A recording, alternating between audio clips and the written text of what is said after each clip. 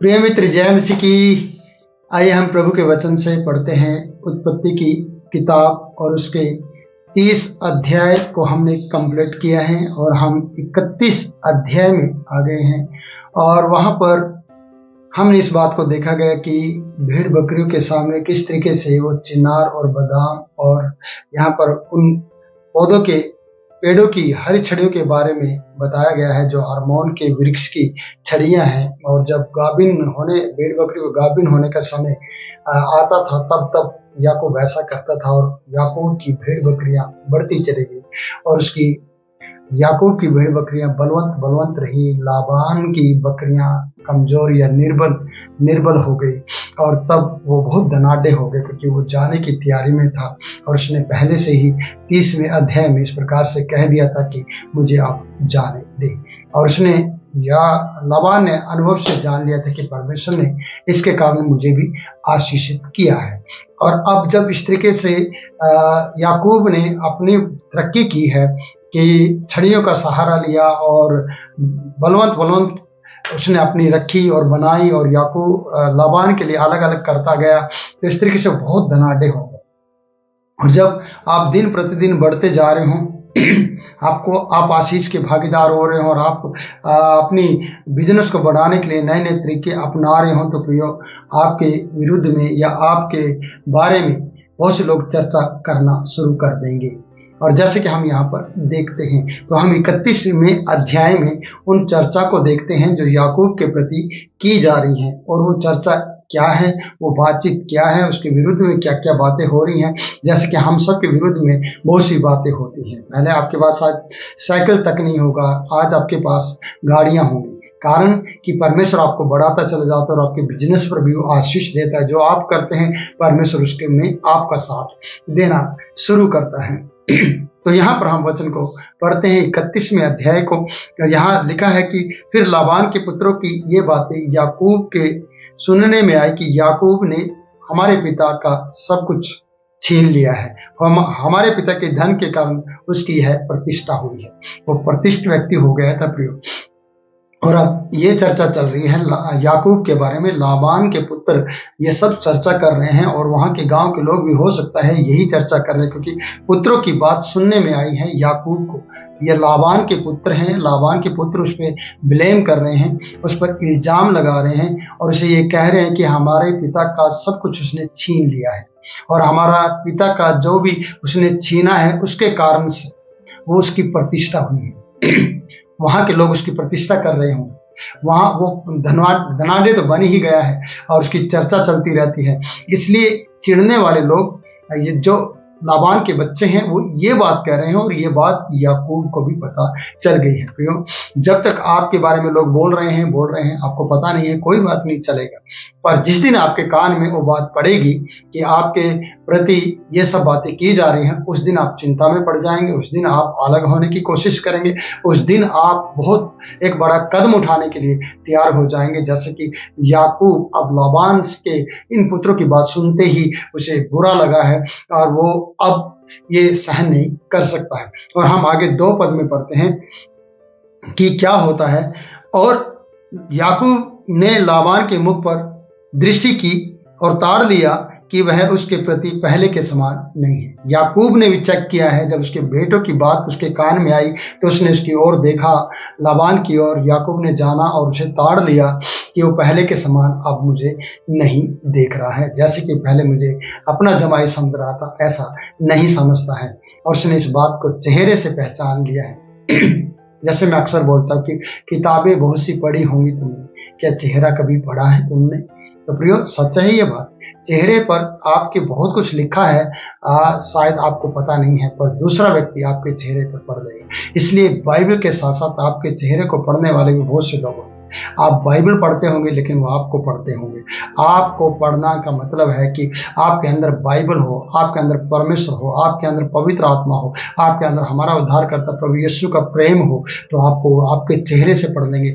उन्हें आपकी किताब पढ़ने की शायद जरूरत ना पड़े, क्योंकि आपकी किताब आपके चेहरे पर क्या लेकर आती है, क्या लिखती है, और आपके चेहरे पर किस प्रकार से वो अच्छाइयाँ और वो भलाइयाँ दिखाई देती हैं, जिसके कारण से लोग आपको पढ़ते हैं। तो इसलिए याकूब ने उस उसको पढ़ लिया, उसके चेहरे को ताड़ लिया, उसके चेहरे को देख लिया कि ये पहले के समान मुझे प्यार नहीं करता, ये पहले के समान दिखाई नहीं देता है। तो यहाँ पर हम प्रियो इन बातों को देखते हैं कि पहले याकूब ने उसके पुत्रों के बारे में सुना है, फिर उसने जब इस बात को करने के लिए उससे बातचीत करना चाहा है तो उसके चेहरे को देखा, तो उसके चेहरे को ताड़ते हुए देखा कि अब वो पहले के समान नहीं है, ना उसके बच्चे पहले के समान थे, ना उसके वो खुद लाबान पहले के समान रहा था।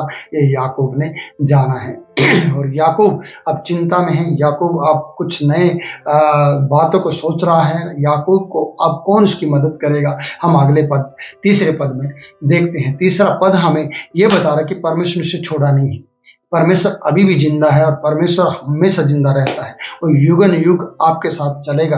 आप रहेंगे नहीं रहेंगे, लेकिन परमेश्वर सदैव रहेगा और आप अगर उसके साथ चलते हैं तो आपको स्वर्गीय राज्य में जगह देगा और फिर आप भी उसके साथ सदैव रहेंगे। तो प्रिय यहाँ लिखा तीसरा पद बता रहा है कि तब यहोवा ने याकूब से कहा, परमेश्वर को याद है और परमेश्वर से चिता रहा है, परमेश्वर से याद दिला रहा है और परमेश्वर यहोवा उससे कह रहा है, अपने पितरों के देश और अपनी जन्मभूमि को लौट जा और मैं तेरे संग रहूंगा। देखिए प्रियो, परमेश्वर ने कहा है, जब ये लौटने के लिए तैयार हुआ था तब लाबान कह रहा था कि मैंने अनुभव से जान लिया है कि यहोवा ने तेरे कारण मुझे आशीष दी है और उसे जाने नहीं दिया था, और इसे पता था कि मुझे जाना है और परमेश्वर भी इसे जाने के लिए आज फिर से तैयार कर रहा है कि अपने पिता और अपने माता के घर लौट जा, अपने पितरों की भूमि पर लौट जा, ये वापस चला जा, मैं तेरे संग रहूंगा। क्योंकि परमेश्वर अच्छी तरह से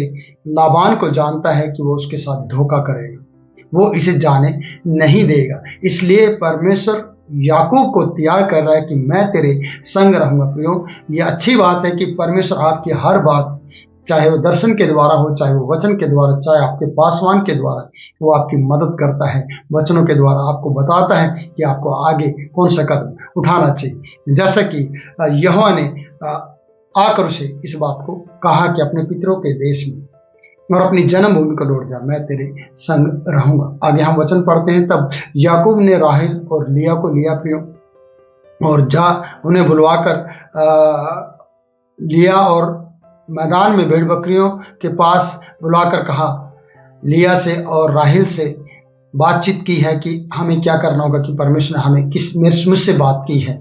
और लिखा है 5 पद में, तुम्हारे पिता के मुख से मुझे जान पड़ता है कि वो पहले के समान नहीं है। मुझे जान पड़ता है और दिखता कि वह पहले के समान अब नहीं देखता है। पहले के समान लाबान तुम्हारा पिता मुझे नहीं देखता है, पर मेरे पिता का परमेश्वर मेरे संग है। याद रखिए, दुनिया के लोग जहां पर रह रहे हो शायद वो आपको पहले के समान ना देखते हो, जैसे कि यहाँ वचन से पढ़ता है, पर परमेश्वर आपके संग है। याकूब ने अपनी पत्नी राहेल और लिया से ये बात कही है, तुम्हारा पिता पहले के समान मुझे नहीं देखता है, परंतु मेरा परमेश्वर मेरे संग है। याद रहे, ये बात आपको भी कहना होगा। अगर आपके रिश्तेदार, जब आप विश्वास में आ गए और आपके रिश्तेदार आपको पहले के समान नहीं देख रहे हैं या पहले की तरह आपसे प्यार नहीं कर रहे हैं, पहले की तरह आपको ब्याह शादी में नहीं बुला रहे हैं, आपको किसी फंक्शन में आपको याद ही नहीं करते हैं, तो याद रखना, आपको ये बात कहनी होगी कि मेरा परमेश्वर मेरे संग है। बेशक वो आपका मजाक करे, ठट्टा करे या आपको ये कहें कि आपको हम बुलाएंगे नहीं, कभी नहीं आपको याद करेंगे, कारण कि आप ईसाई हो गए हैं, आप मसीह बन गए हैं। तो याद रखना, आपको ये बात याद रखनी है कि मेरा परमेश्वर मेरे संग है। जैसे कि याकूब अपनी पत्नी से कह रहा है, हो सकता है पत्नी साथ चलने के लिए तैयार हो या ना हो, इसलिए याकूब ने कहा, परंतु मेरा परमेश्वर मेरे संग है। मेरा परमेश्वर, याद रहे, मैं आपको कह रहा हूं, आप भी ये बात कह सकते हैं। और आगे पढ़ते हैं 6 पद में, तुम भी जानती हो कि मैंने तुम्हारे पिता की सेवा शक्ति भर की है, पूरी ताकत के साथ की है, फिर भी तुम्हारे पिता ने मुझसे छल करके मेरी मजदूरी को 10 बार बदला है।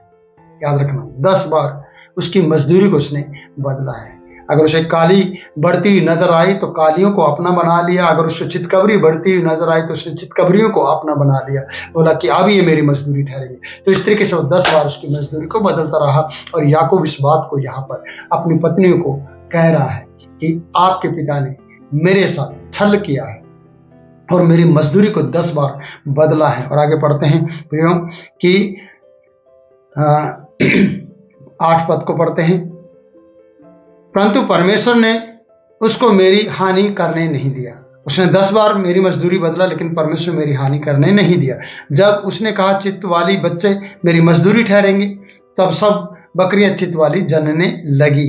और जब उसने कहा धारी वाली मेरी मजदूरी ठहरेंगे, तब सब बकरियां धारी वाली जनने लगी। इस रीति से परमेश्वर ने तुम्हारे पिता के पशु लेकर मुझको दिए। भेड़ बकरी के गाभिन के समय मैंने स्वप्न में क्या देखा कि जो बकरे भेड़ बकरी पर चढ़ रहे हैं वे धारी वाले और चित्त वाले और धब्बे वाले हैं। तब परमेश्वर के दूत ने स्वप्न में मुझसे कहा, हे याकूब। मैंने कहा, क्या आज्ञा? उसने कहा, आंखें उठाकर उन सब बकरियों को जो मैंने भेड़ पर चढ़ रहे हैं देख, वे धारी वाले, चित्त वाले, धब्बे वाले, और क्योंकि जो कुछ लाबान तुझसे करता है वह मैंने देखा है। याद रहे, जैसे मैंने पिछले दिनों में कहा कि बिजनेस करने के तरीके, ये सब परमेश्वर ने उसे बताया था।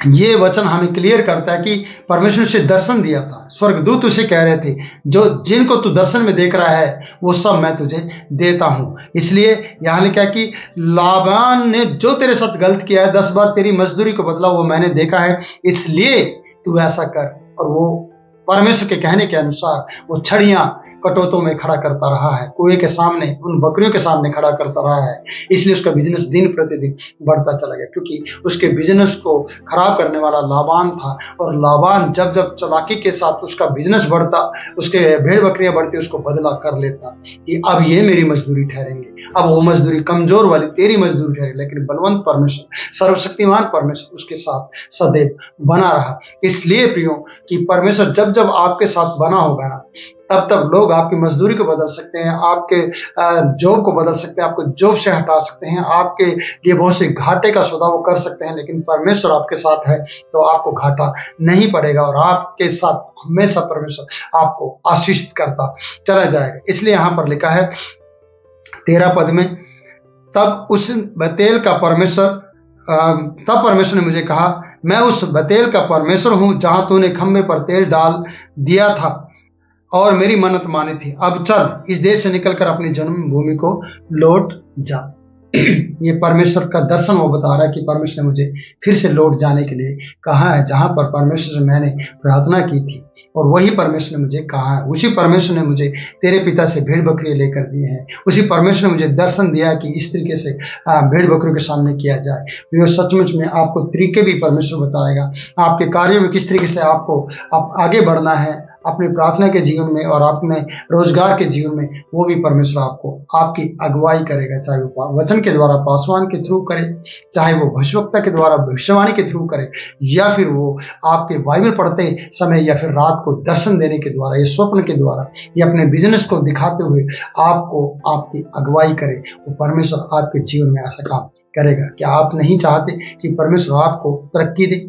अगर आप चाहते हैं तो सचमुच में उस पर विश्वास करें, उस पर भरोसा करें। आप कहें, मेरे परमेश्वर यदि मेरे साथ ना हो, यदि मेरा परमेश्वर मेरे साथ है, तो मैं कभी भी कमजोर नहीं पड़ सकता। जैसे कि याकूब दिन प्रतिदिन परमेश्वर की ओर से आशीषित किया गया, दर्शन में की गई बातों को देखा गया उसने, और उस दर्शन की बातों को उसने अपने जीवन में लागू किया, जैसे कि भेड़ बकरियों के सामने ऐसा किया। और सब चितकबरी और भेड़ बकरी और धब्बेदार सारी भेड़ बकरियों का रखवाली करते हुए धनाढ्य बन गया।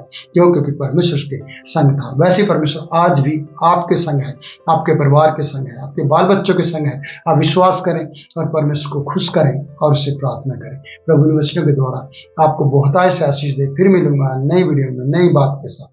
तब तक के लिए मैं आपसे इजाजत चाहता हूँ। God bless you.